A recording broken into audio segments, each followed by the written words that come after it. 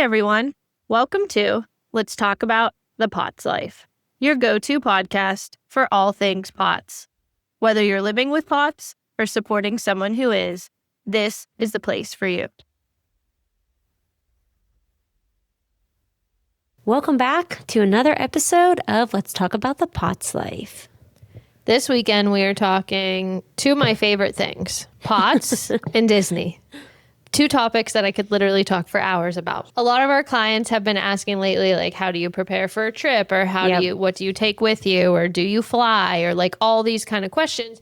And I actually am headed to Disney here soon in December. So we thought this would kind of be a good way to tackle all those topics in one podcast. Yeah, because it's not just preparing all the packing and planning and all the other stuff you have to do. It's also, how do I do the best I can for myself beforehand, and then also while I'm there to minimize the symptoms that you're going to have. Yeah, because honestly, I have gone to Disney every year since my diagnosis. Yeah. At least once, right? Listen, we are a Disney family, and that through and through. So one of my original questions to the doctor was, when I met with him in April of my diagnosis, I was like, I just had my second baby. So I was so excited to take both kids, and we were going in December. And I said to him, will I be able to go to Disney? Should I just cancel it now? Like, what am I going to do? I'm crawling up my steps. How is this realistic?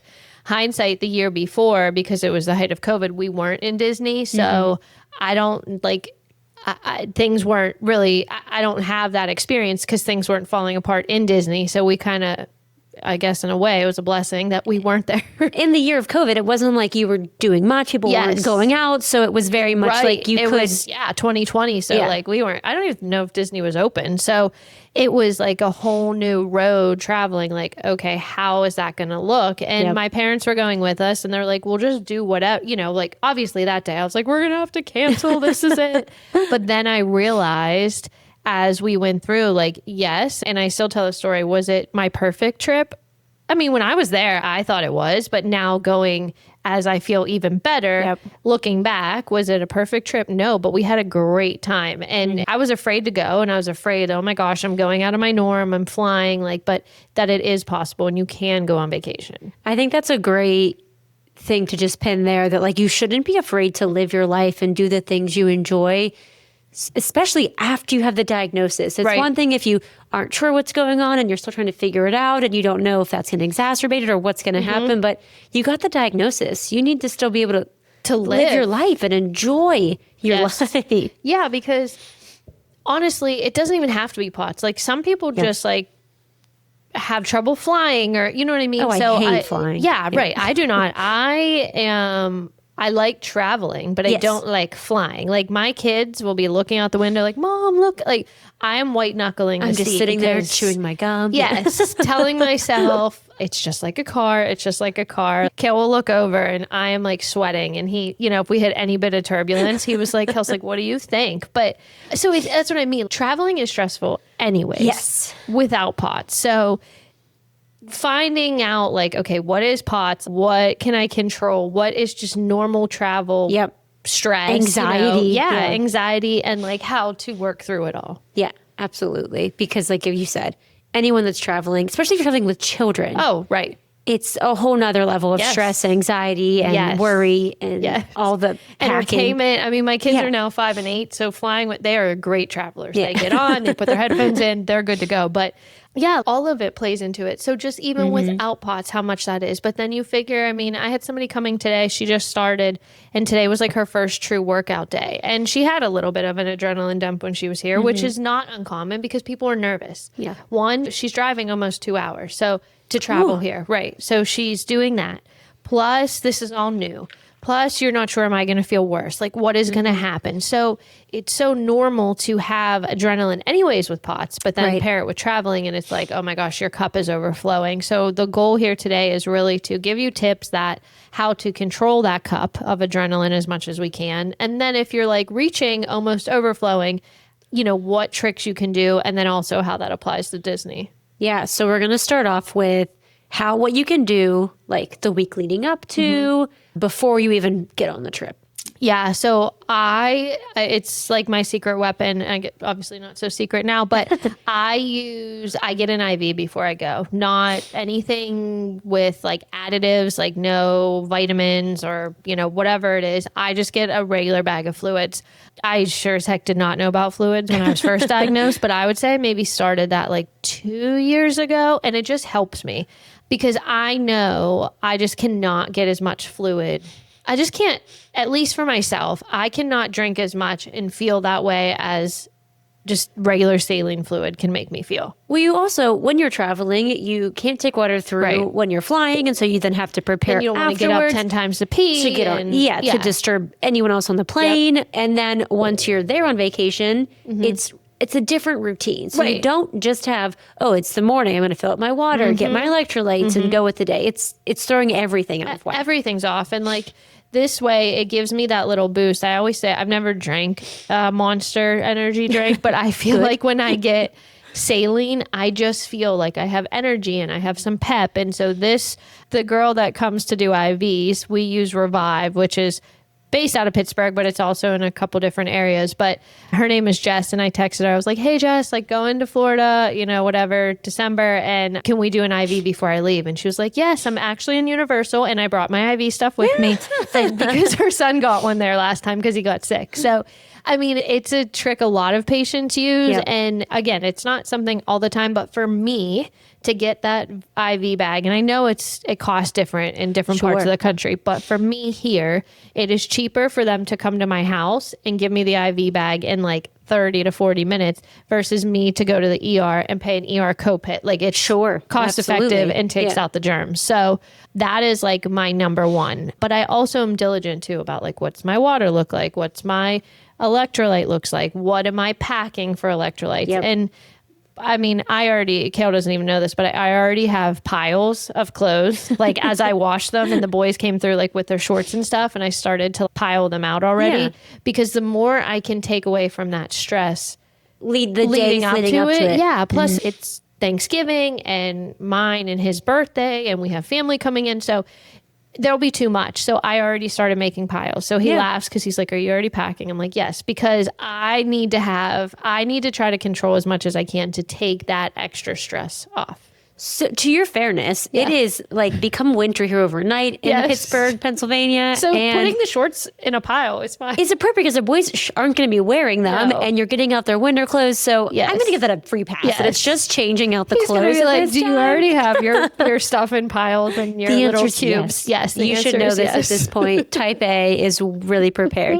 But that's a great tip for anyone that like help to take it in small pieces, right? So if you are someone that will get overwhelmed at the last minute thought of making sure I'm hydrated, having all this. Do you have all your packs? Yeah. Because I just had a patient recently fly to California and she had like her like emergency pack. Well, she forgot it. And I think it's because like in hers, she's a migraine person, which I feel for you guys because I can't imagine, right? But she forgot the meds and then she didn't have them. So I'm very big on too, like I pack like this medical kit that it's not stuff we use all the time, but it's like Zofran, just in case, for my kids and like just things that you just never know. And I'm really like diligent about that stuff being prepared ahead of time, so I'm not like scrambling at the end because I do not like that feeling. And if you take it in small doses, it also allows you to prioritize keeping your exercise routine going leading up to your trip. You have to. Because if you take a break the week leading up to a big trip like Disney where you're walking and there's a lot of sun and weather and all of that happening, if you skip your biking or your exercises, it's not going to do you any good. Honestly, you'll feel worse by that time. So yes, like keeping everything just as routine, your food right, or having the snacks. Like I use, this is a hack for Disney, but I use like Instacart, and now they all deliver. But in the beginning I was using Instacart, and like, so I could try to keep my normal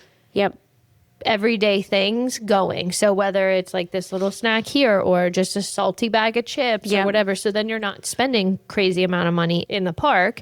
We take in like little snacks and things like that. And it's great that you're able to do that. So you don't have to worry about spending extra money on extra snacks that you could just bring in with you. Like you said, you don't have to travel with those. You can just be prepared. When we land, we're going to get them delivered, or we're going to make a stop. Cases of water. We also get that delivered. So yes, you can go in the park and whatever, but like this way I'm starting as soon as I wake up and I'm getting ready, I'm having a bottle of water. Like I am on my routine, even probably more so in some ways in the morning, because I mean, you're tired. Your legs are tired. You're doing lots and lots of steps. And I get it when you, especially when you go to a place like Disney, does everything look like this perfect magical trip?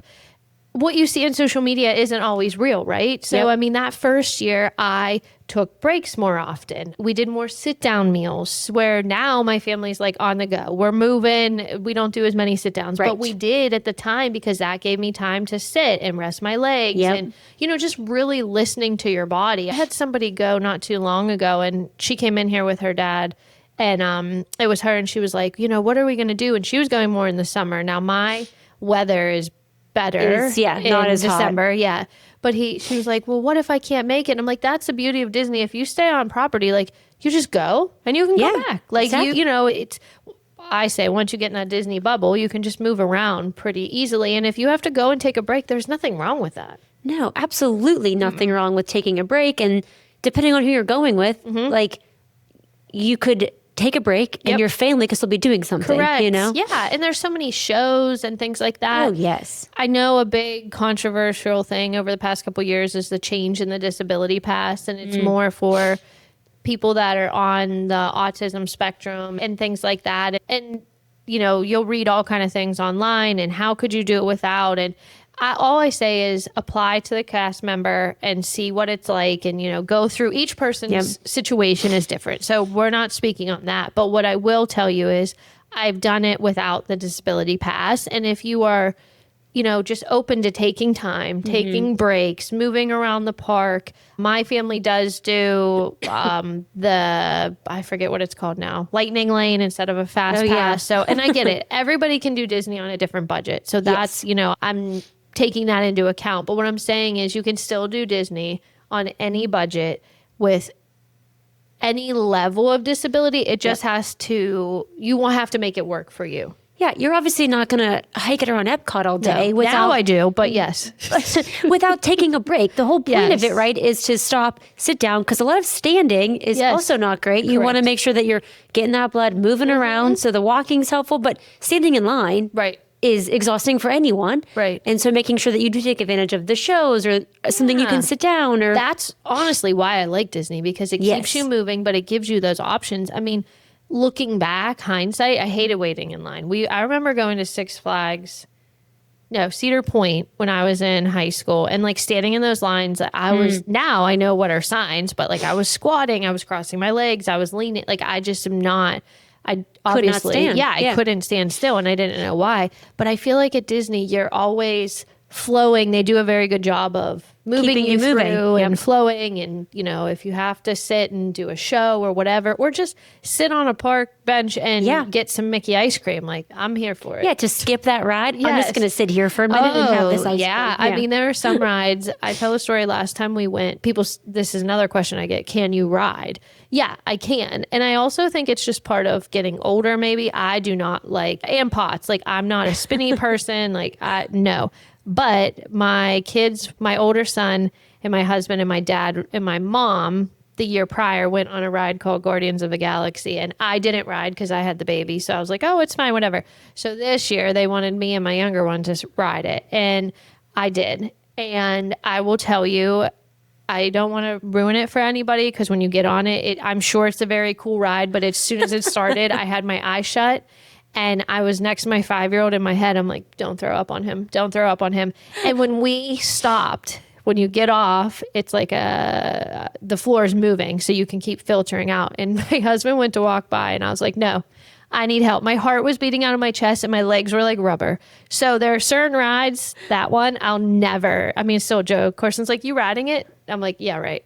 I liked that one. That's one I actually did like. Yeah. They said it's great, but I had my eyes shut. I had them open for a second, and then the music starts. I'm sure it's an awesome ride. Yeah. I enjoyed it. Oh, but yeah, I it. could understand why, because it is dark in there, and so it's also like sensory overload. And I didn't know where my body was in space. Yeah, we did wait. I went with my nieces a couple years ago. The queue was awesome. Yeah, it was a really fun ride. Yeah. Oh, I was like never. I mean, literally. So like the escalator part, like moving or whatever, the people mover part.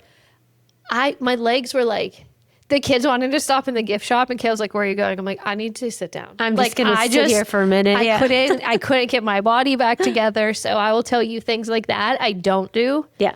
But yeah. Oh, I'm sure the next day the kids were listening to the music, the soundtrack of the ride or whatever, and I was like, "Kayla, I think this is like PTSD. Like I just am reliving all the stuff." Yeah. No, it's not for me. But I don't know if that's a Potts thing or just, I don't know, I'm getting older. It could be an age thing, it too. It could just be an age thing, yeah. But otherwise, yes, I ride. I'm not going to go and like go on Aerosmith's ride or what, things that do that. But for most everything, and that's what I like about Disney is you can ride. I can ride with my kids. And 5 years ago, I probably did not ride as much as I do now, but it shows as things improve. You can also start off with a simple ride. Yes. To see how you're feeling, right? How am I going to handle these different movements today and suss it out? Maybe one day is great, and then maybe the next day is not. How about when Meg was saying, like, the people mover, like when she went backwards? Yeah. My mom was listening to that this past week, and she was like, oh my gosh. She was like, I almost crawled out of my skin while in the people mover because her body didn't know where I feel like that's just such a Potts thing. Your body doesn't know where you are in space, and you're moving, but like your brain is behind. I don't know, but it's so multi-system. But my mom was like, wow,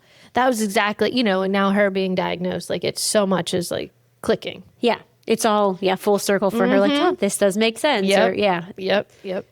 So what about some tips we talked about some while you're at Disney. My important tip would be like the hydration. Yeah. Make sure that you are getting I take that water. All my packets. Yep.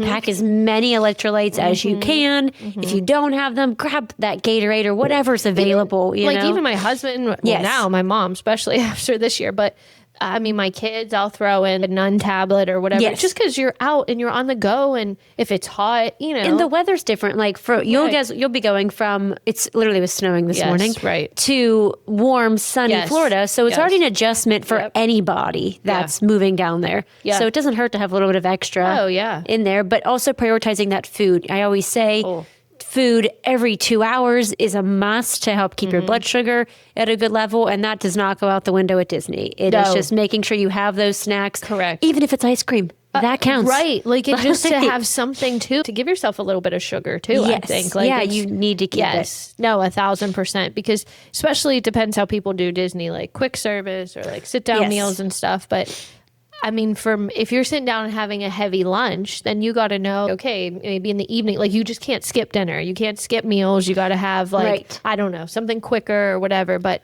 yeah, being on it, plus having that food delivered, I think that helps us tremendously. Having things delivered to our hotel so then we can go down. Or if you get back and you're like, well, I haven't really had anything. You have some snacks. Or we have something with protein or So definitely. I think that's great. It is a game changer, I think, and being able to do Disney well. Yeah. Now, are you able to do any exercise while you're at Disney? So I do not. We walk crazily and people panic. And I did my first year. I was like, oh my gosh, like, what am I going to do? But how do I not bite? Yeah. And what I tell people now, even if they're early in the program and they're like, I'm going on a trip or whatever, 1 week is going to be okay. Yeah. Plus you're active. So like, it is what it is. I mean, I walk double what I do at home. I don't know, maybe even triple. Who knows? Yeah, there's so many steps. Yeah, so I do not exercise while I'm there. I have not. I actually have not, like when I went to the beach, so that would have been like before Disney of my first year diagnosis, there wasn't a bike. And I was stressed about it, but then I was like, okay, it's not perfect, but I'm just going to walk. Yeah. I know like it's not ideal of blood flow not the and same, whatever, but it was still like in the heart rate zone. So I have done that at the beach all the other years, but in Disney, I do not. just go. And then so what I'll do is like we're leaving on a Friday, coming back on a Wednesday. I will exercise Friday and then I'll plan to exercise. We come home Wednesday. So either Wednesday night or definitely back on it on Thursday. Yeah. So yeah, I really just try to sandwich it and get as much in as I can. I think that's a great idea to like, if you're traveling, do it up to the day you're traveling and as soon as you can when you get back. Correct. Depending on what time you get back from your travel. And I'm doing something different this year. I finally learned I'm taking and I know this isn't for everybody, obviously, with work schedules and stuff, but I guess part of the being your own boss, this is helpful. I am actually taking the day off after I get home because I have not in every other year, and Disney is a lot, no doubt. Yeah. So I have learned I'm going to do that because I've regretted that every other time. 2 years ago, I actually got sick when we got home.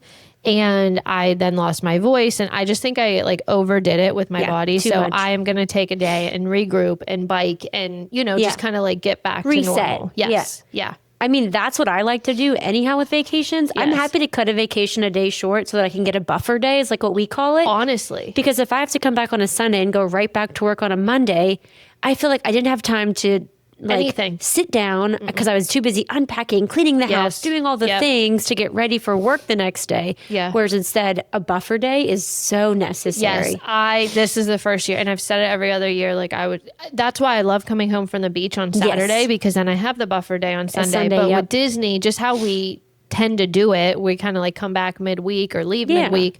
I'm like, no, I have to do better. And like for my own. POTS now doesn't get me in like your traditional way of symptoms, standing, whatever, stuff like that.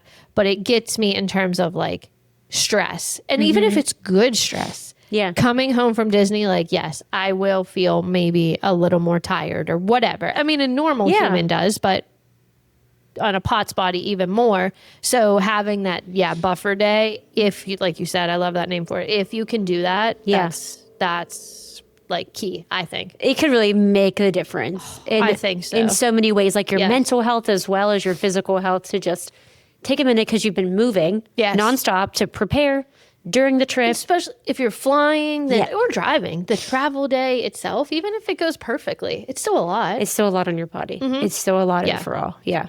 Yeah, so that I think I'm hoping will be a nice addition this year. Absolutely. Yeah.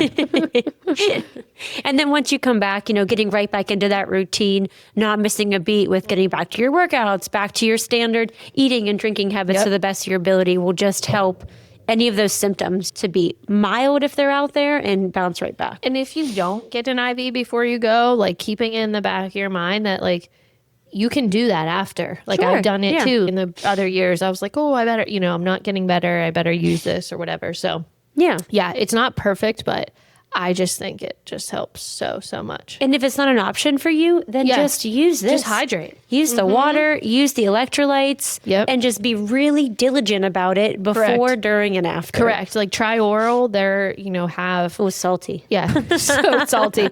But it has like close to 1,900 milligrams of salt. So that's helpful. Like it even says on there, if people get the flu or it's recognized by the World Health Organization. So for severe dehydration, stuff like that. So, I will probably even take those with me. Like I travel with them just to be sure. So if you can't do the IV, like Britt said, then that's like a good alternative too. Yeah. And like you said, having different kinds of electrolytes, like your everyday ones, like your elements, things that are simple, but then having a little bit more in case the weather's really hot or you're just having a bad day, you need more. It's okay. So like definitely overpack and diversify. Yeah. And then you have everything. And I mean, our backpacks, like to go in there are like electrolytes and meds if you need, just like everything, so you're prepared. Snacks. Snacks. I think that's my standard bag is snacks. And then a Mickey ice cream sitting on a park bench. Oh, just, I'm ready to go now, if you can't tell. I wish. We have been to Disney once together. Yes, we have. Yeah. Yes. One time we were in college. Yeah. Early college, you, me, and her husband, Kale, went. Yes. No, me and you went.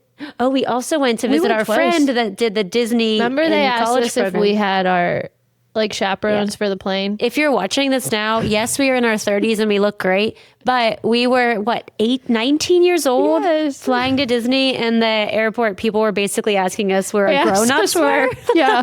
Like if we were getting like our chaperone, our escort to the plane, we were like, no, we're grown-ups. Yeah, we're grown-ups. Yeah. So we happened to see, she's a Disney person too. We've been there twice together. Yes. Yeah.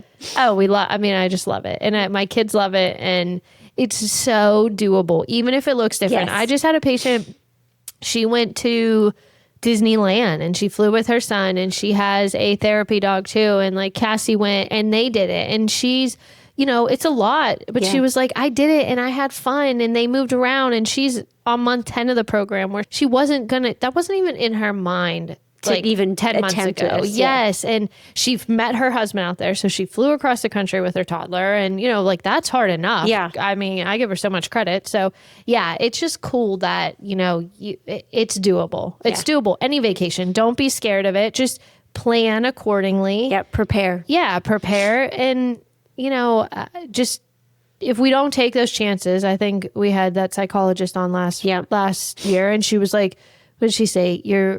If the fear of not doing something is actually worse or makes you miss out from doing it. Like, don't let that fear stop you from enjoying your life, right? Because the fear of, how am I going to feel, or how is this going to happen? Don't let that ever stop you from doing the things you enjoy. Yeah, because you don't know what you're missing out on. No. And if it's not perfect, that's okay. Yep. It's okay. So also being kind to yourself and giving yourself grace, like, hey, this may not be that great. Or, I mean, I will tell you, even now, when I get back, I'm like, dang, my legs hurt, right? Yep. And in the beginning, did they hurt a little bit more? But it was nothing that I couldn't just adapt and get through. Yeah. Because the joy that you're going to have on that trip and the experiences with your family are worth it, are worth a small hiccup in a day or two. Yeah. And then just think like what you conquered when you were done. Yeah. Like I did it. I can do it. And like you said, looking back to this was what, year 4 post-COVID, that you'll be going, and how you felt after the first year to the second to like this year. Oh, you can't even compare. Yeah. I mean, thought you had a great time 4 years ago. Yeah, like, right. Yeah. And now I'm just like, it's when I see pictures, I'm like, oh, okay. Like I could tell, like maybe I was a little more fatigued, or like my color wasn't back or whatever. But now, like, no, I mean, we go all the time and we're on the move with my kid. Like it's cool to go back and like just see those and be like, wow, like remember what it was like or what we had to do, and just how different. Yeah. Well, hopefully this inspires you to book that trip, plan that, even if it's a long weekend, baby steps. Yes. We're here to support all of that. And hopefully these are some tips that can help make you feel better about your next journey. Yeah. And to not be afraid and just go do it. Yeah. Just do it. Just do it. Sorry, Nike. Yeah. All right. Well, don't forget to like, subscribe, follow us on our YouTube channel so you can stay up to date on our next episodes. Yes. Thanks for joining us. Go take that trip. Don't be afraid. And we'll see you next time. Bye.